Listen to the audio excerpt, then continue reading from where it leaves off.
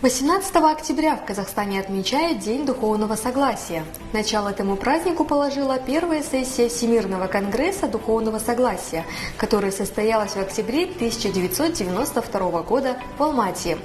Праздник на протяжении всех лет проходил под патронатом первого президента Республики Казахстан Елбасы Нурсултана Назарбаева, инициатора всемирных съездов лидеров мировых религий. Поэтому город Нур-Султан называют не иначе, как духовная столица мира. Это стало закономерной реальностью истории диалога, цивилизаций и современного независимого Казахстана.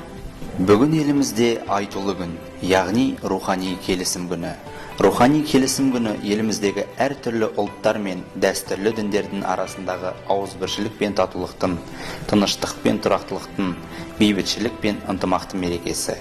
Еліміз бүгінгі күннің биігіне осындай берекелі бірліктің арқасында жетті.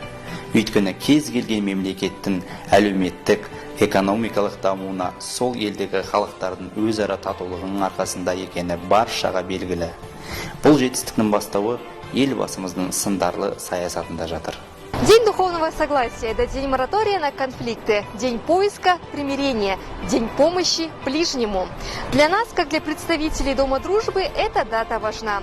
Ведь в Казахстане проживает более 130 национальностей.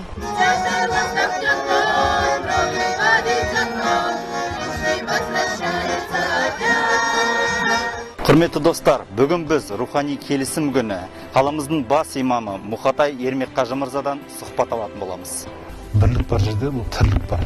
Сондықтан рухани келісім күні біз жан дүниемізбенен, сүйіспеншілігімізбенен, махаббатымызбенен, бір-бірімізді сыйластығымызбенен, құрметімізбенен біз біріміз. Осы біздің ерекшелігіміз. Сондықтан осы ерекшеліктерді құрметтеп сыйлап, құндылығын, маңыздылығын білуге тырысайық. Алла Тағала барша осы елімізге, жұртымызға аманшылық, тыныштық, ауызбірлік, ынтымақ берсін деп тілейміз.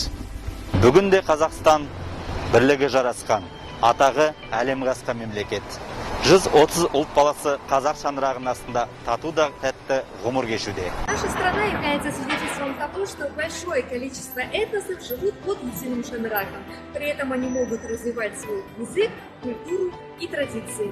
Мы все разные, но мы приходим в этот мир с одной целью, чтобы умножать любовь и добро. С праздником, дорогие казахстанцы!